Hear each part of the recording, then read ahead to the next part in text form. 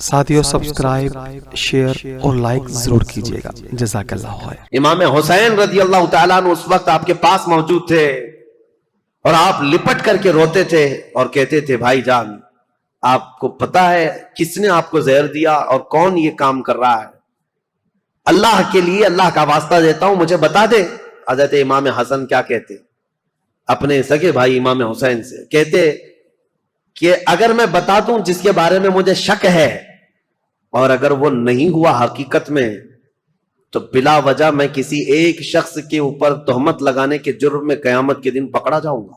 آج حضرت امام حسن کوفہ میں نہیں مدینہ طیبہ میں رہنے لگ گئے۔ مدینہ طیبہ میں ایک آپ کی عادتیں ہیں، آپ کی خصلتیں بہت ساری اہم ہیں، اس میں تو ایک چیز یہ آپ کثرت سے آپ نے شادیاں کی ہیں اور طلاق بھی دی ہیں۔ اس کی ایک وجہ یہ بتائی جاتی تھی کہ لوگ حضرت علی جو ہے اعلان کرتے بھی تھے ممبر پر کہ اے لوگوں کوفہ کے لوگوں میرے بیٹے حسن کو اپنی بیٹیاں مت دینا، یہ طلاق دے دیتا ہے۔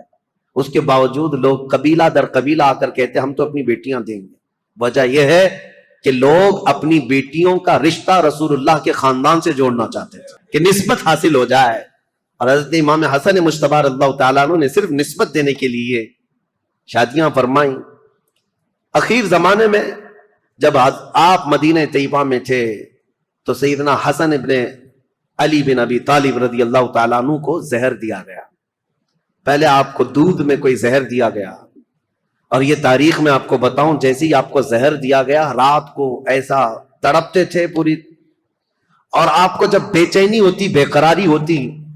تو حکیم کو نہیں بلاتے تھے، دوڑ کر کے روضہ رسول کے پاس آتے تھے، نبی کریم صلی اللہ تعالیٰ علیہ وسلم کے روضے کو پکڑ کر کے لپٹ جاتے تھے، اور تھوڑی دیر کے بعد حضرت امام حسن کے منہ سے وہ زہر نکل جاتا یا قے ہو جاتی اور آپ کو آرام مل جاتا اور آپ آتے۔ ایک بار ہوا، دو بار ہوا، دوسری مرتبہ بھی زہر دیا گیا۔ اب اس کے بعد پھر آپ روضہ رسول پر آتے تھے اور اللہ کے حبیب صلی اللہ تعالیٰ علیہ وسلم سے استغاثہ کرتے۔ لوگ آج ہم سے یہ سوال کرتے ہیں کہ حضور کے انتقال کے بعد وفات کے بعد مانگنا حرام ہے؟ ان کے نواسے زہر پینے کے بعد خود رسول اللہ کی بارگاہ میں حاضر ہوتے اور شفا کی امید سے جاتے کہ اگر میرے مصطفیٰ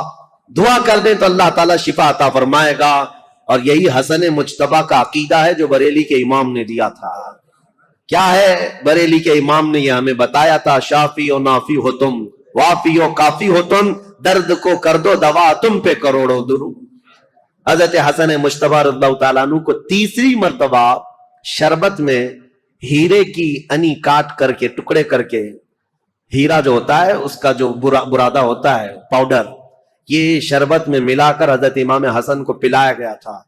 اور جیسے ہی یہ پلایا گیا حضرت امام حسن رضی اللہ تعالیٰ عنہ کے پیٹ میں اتنی سخت تکلیف ہوئی کہ پوری انتڑیاں کٹ کٹ کر کے آپ کے منہ سے باہر آ گئی۔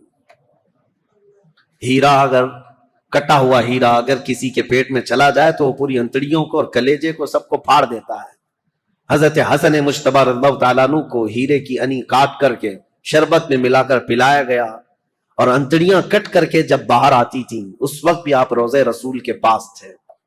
امام حسین رضی اللہ تعالیٰ عنہ اس وقت آپ کے پاس موجود تھے اور آپ لپٹ کر کے روتے تھے اور کہتے تھے بھائی جان آپ کو پتا ہے کس نے آپ کو زہر دیا اور کون یہ کام کر رہا ہے؟ اللہ کے لیے اللہ کا واسطہ دیتا ہوں مجھے بتا دے۔ حضرت امام حسن کیا کہتے اپنے سگے بھائی امام حسین سے؟ کہتے کہ اگر میں بتا دوں جس کے بارے میں مجھے شک ہے اور اگر وہ نہیں ہوا حقیقت میں تو بلا وجہ میں کسی ایک شخص کے اوپر تہمت لگانے کے جرم میں قیامت کے دن پکڑا جاؤں گا، اور اگر وہی شخص ہے جس نے مجھے زہر دیا ہے میرے کہنے کے بعد، اگر وہی شخص ہے تو اس کو تو تم قتل کر ڈالو گے، اور شک میں ایک آدمی کا قتل ہمیشہ سر پر بوجھ رہتا ہے،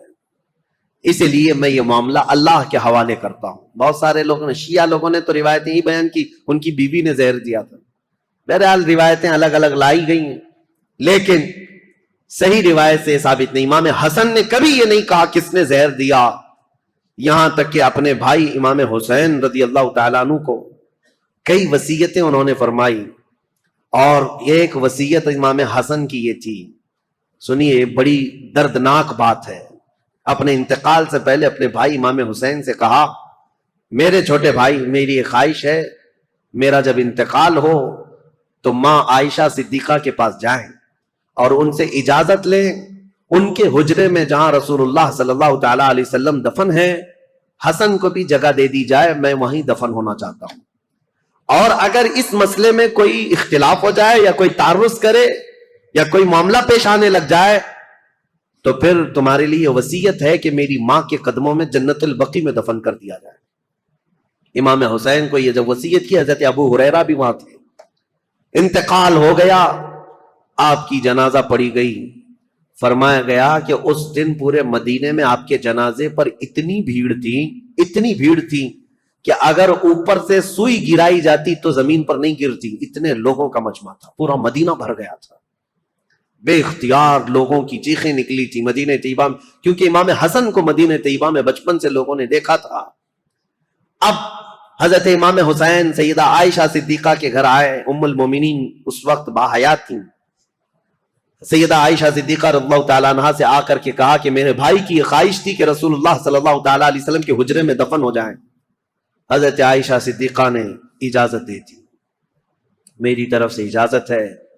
جاؤ۔ رسول اللہ صلی اللہ علیہ وسلم ان سے بے حد پیار کرتے تھے، بہت محبت کرتے تھے، اگر وہ رسول اللہ کے پہلو میں رہیں گے تو یہ ان کا حق ہے۔ امام حسن کے لیے ماں عائشہ صدیقہ نے اجازت دے دی، اور جب امام حسین آئے تو مدینے کا جو گورنر تھا مروان، جس کو گورنری دی گئی تھی، والی مدینہ بنا تھا، حاکم تھا، یہ آیا اور تلوار نکال کر کھڑا ہو گیا، کہا کہ جب یہاں پر عثمان بن عفان نہیں دفن ہوئے تو پھر میں علی کے بیٹے کو بھی یہاں دفن ہونے نہیں دے سکتا۔ تلوار نکل گئے، حضرت امام حسین نے بھی تلوار نکالی تھی اس وقت کہ نہیں، طاقت کے زور پر ہی صحیح میرے بھائی حسن کا یہ حق ہے، وہ رسول اللہ کے قدموں میں دفن ہوں گے۔ لیکن جب یہ جنگ ہونے جیسی نوبت آئی تو حضرت امیر معاویہ، حضرت ابو ہریرہ رضی اللہ تعالیٰ عنہ جو کثرت سے رسول اللہ کی حدیثوں کے راوی ہیں، وہ اس وقت امام حسین کے پاس آئے اور کہا، پہلے تو انہوں نے مروان کو اتنی ڈانٹ لگائی اور کہا تو ظلم کی تلوار اپنے ہاتھ میں پکڑا ہے، تجھے پتا ہے کس کے متعلق یہ بات کی جا رہی ہے؟ رسول اللہ کے نواسے ہیں، جن کے گھر سے پوری دنیا میں شریعت نکلی ہے، جن کے گھر بے اجازت جبرائیل نہیں آتے تھے، تجھے پتا ہے۔ اور اس کے بعد جب وہ سر پھرا شخص مروان جنگ پر آمادہ تھا تو حضرت ابو ہریرہ نے امام حسین کو یہ سمجھایا، کہا کیا آپ کو اپنے بڑے بھائی کی یہ وصیت یاد نہیں؟ امام حسن نے یہ بھی وصیت کی تھی کہ اگر میرے جنازے پر اختلاف ہوا، کسی نے تعرض کیا تو زور زبردستی اور طاقت کا استعمال نہ کرنا، میری ماں کے قدموں میں جنت البقیع میں دفن کرنا۔ امام حسین کو جیسی انہوں نے یہ وصیت یاد دلائی، حضرت امام حسین پیچھے ہٹ گئے، اور پھر امام حسن کا جنازہ مبارکہ جنت البقیع میں لایا گیا، اور سیدہ فاطمہ الزہرا رضی اللہ تعالی عنہا کے قدموں میں حضرت امام حسن ہمیشہ کے لیے دفن ہو گئے۔ یہ تاریخ رسول کریم صلی اللہ تعالی علیہ وسلم کے ایک شہزادے کی ہے۔ ساتھیوں لائک، سبسکرائب اور بیل آئیکن کو ضرور دبائیے گا۔ ساتھیوں سبسکرائب، شیئر اور لائک ضرور کیجیے گا۔ جزاک اللہ خیر۔